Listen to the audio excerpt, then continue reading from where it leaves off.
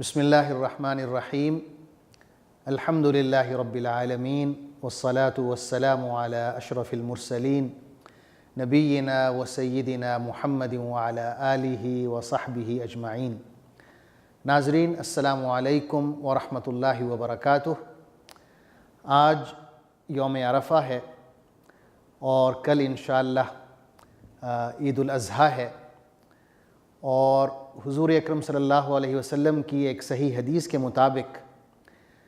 آج کا دن، کل کا دن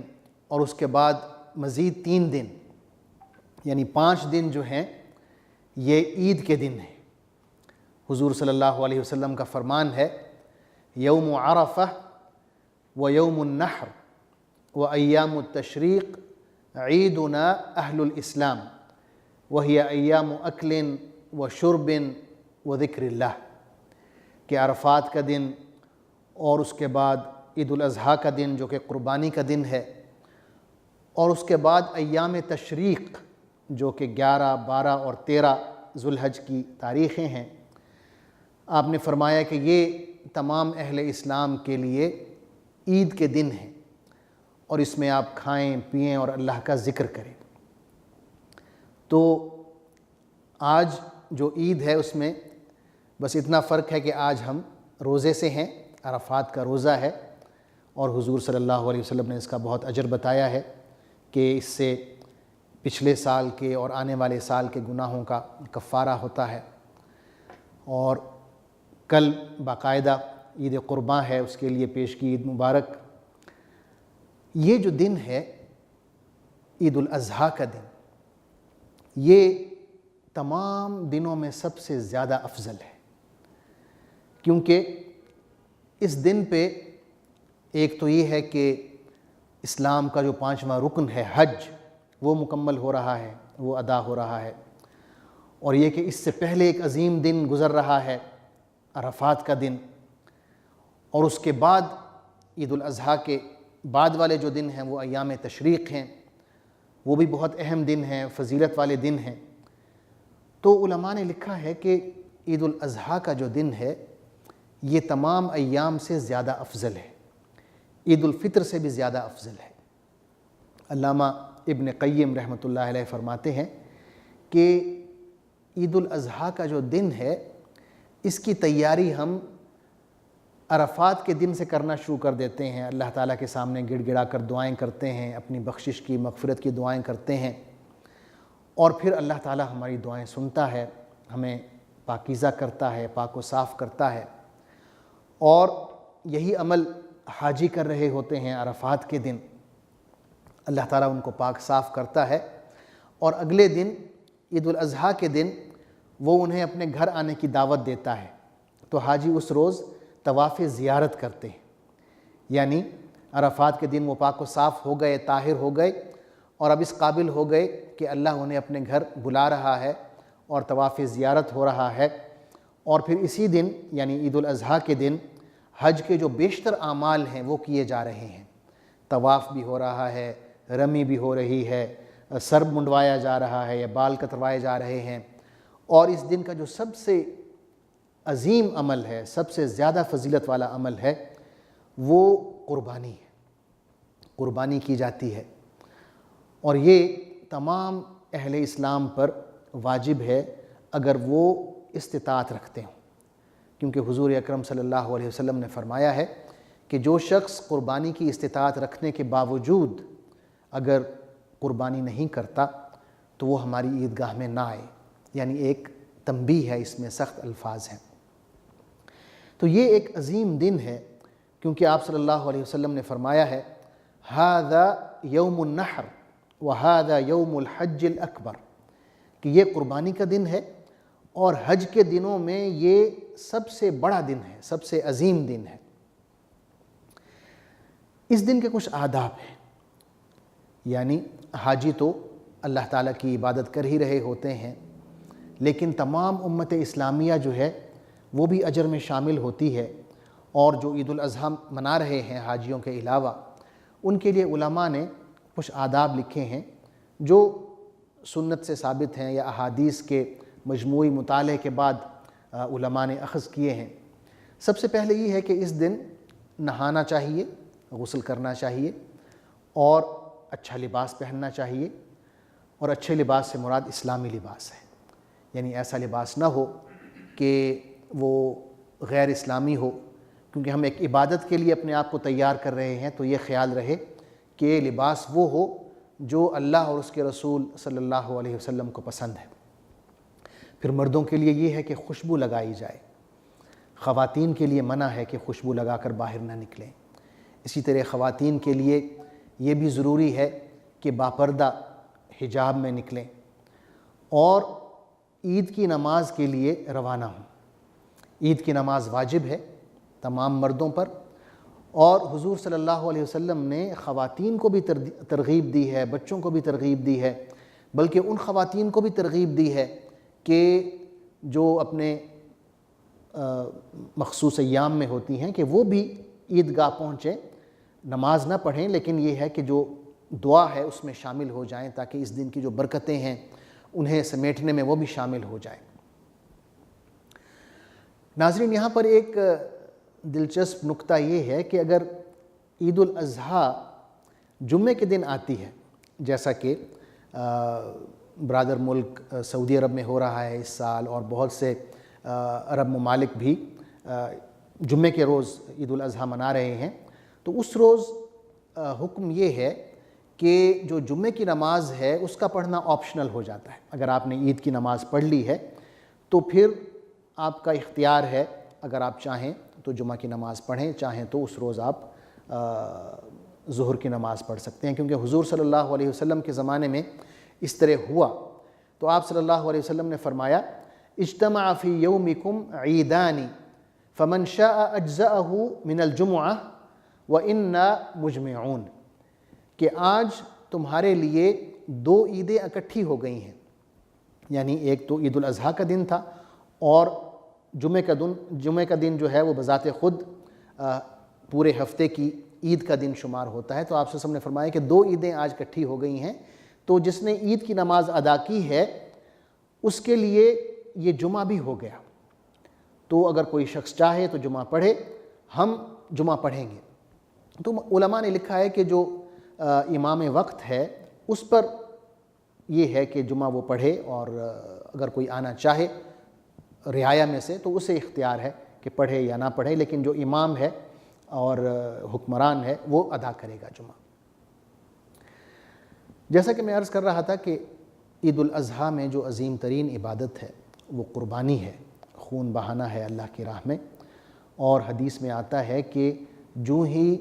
قربانی کے جانور کو ہم ذبح کرتے ہیں اور اس کے خون کا پہلا قطرہ زمین پر گرتا ہے، اللہ تعالیٰ اس شخص کے گناہ معاف فرما دیتا ہے۔ اور اس میں یہ بھی ہے کہ انسان کو چاہیے کہ وہ خود اپنے ہاتھ سے اپنا جانور ذبح کرے، اور ذبح کرتے وقت یوں کہے اللہم ھذا منک ولک، اللہم ھذا منک ولک، کہ اے اللہ یہ تمہاری طرف سے ہی مجھے عطا ہوا ہے اور میں تیری خدمت میں یہ قربانی پیش کر رہا ہوں، یہ کہہ کر وہ چھری چلائے۔ اور یہ بھی سنت ہے کہ چھری کو اچھی طرح تیز کر لے۔ اور بعض لوگ ایسے ہوتے ہیں کہ وہ اپنے آپ کو اتنی ہمت ان میں نہیں ہوتی کہ وہ خود سے ذبح کریں، تو ان کے لیے پھر لازم ہے کہ وہ کم از کم وہاں پر موجود ہوں اور ذبح ہوتے ہوئے دیکھیں، کیونکہ حضور اکرم صلی اللہ علیہ وسلم نے حضرت فاطمہ رضی اللہ تعالی عنہ سے یہ فرمایا تھا کہ آپ اپنے جانور کے پاس کھڑی ہوں اور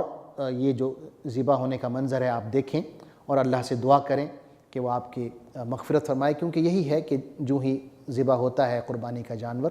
ہماری مغفرت ہو جاتی ہے، اور یہ محض اللہ کا رحم ہے، اللہ کی رحمت ہے جو ہمارے اوپر ہے۔ قربانی کے حوالے سے جو جانور ہم ذبح کرتے ہیں اس میں مختصراً علماء نے کچھ شرائط لکھی ہیں کہ فرض کریں اگر آپ اونٹ ذبح کر رہے ہیں تو اس کی کم از کم عمر 5 سال ہونی چاہیے،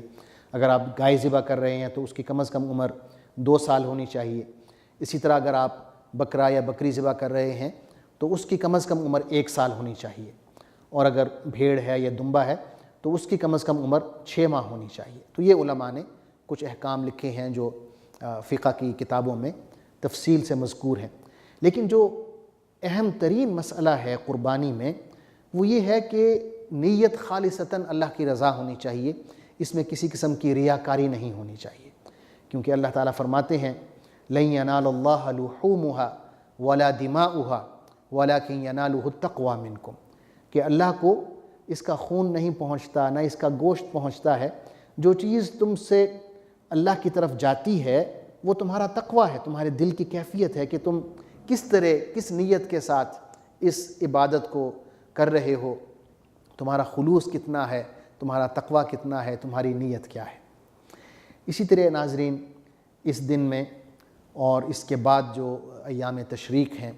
ان میں تکبیر کہنا سنت ہے، اللہ اکبر اللہ اکبر لا الہ الا اللہ اللہ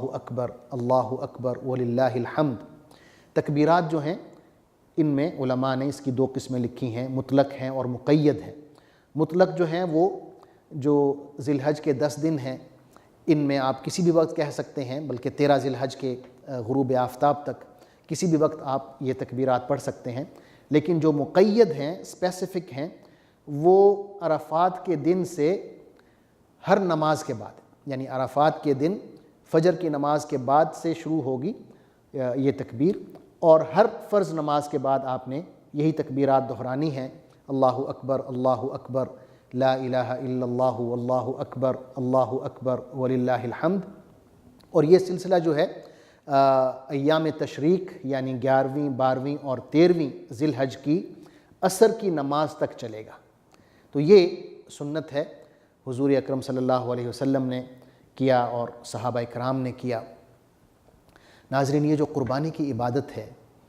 گو کہ یہ حضرت ابراہیم علیہ السلام کی جو عظیم قربانی تھی جس کا ذکر اللہ تعالیٰ نے قرآن مجید میں کیا ہے، اس کی یاد ہمیں دلاتی ہے۔ اللہ تعالیٰ فرماتے ہیں حضرت ابراہیم کی قربانی ذکر کرنے کے بعد ان ھذا لہو البلاء المبین، کہ ایک بہت بڑا یہ امتحان تھا، آزمائش تھی جس میں حضرت ابراہیم علیہ السلام پورے اترے،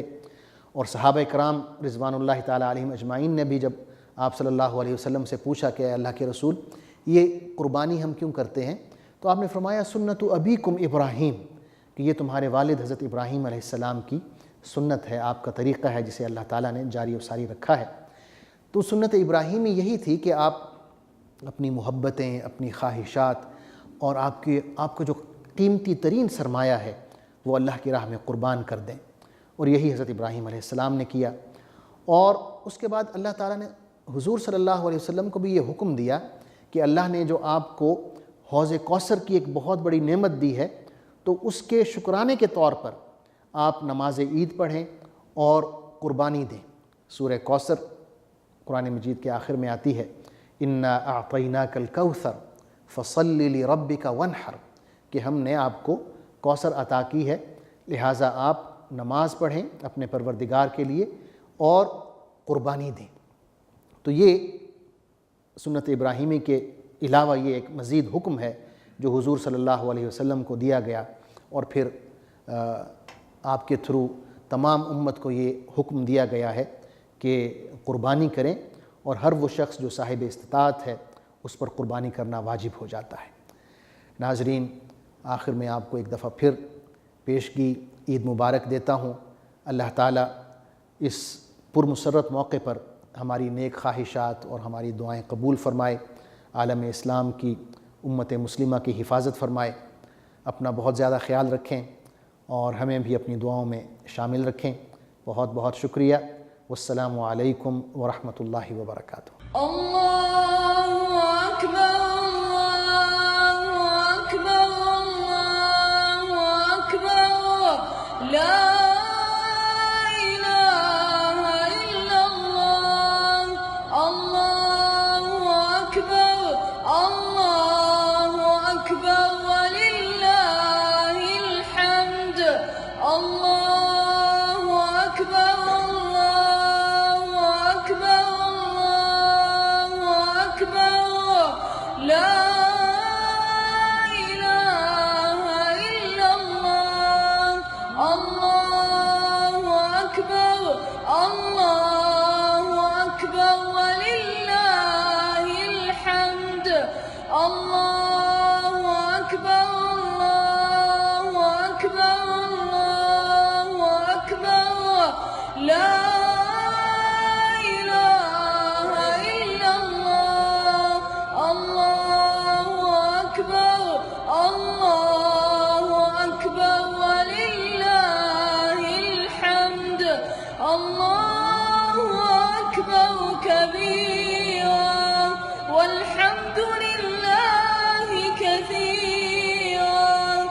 سبحان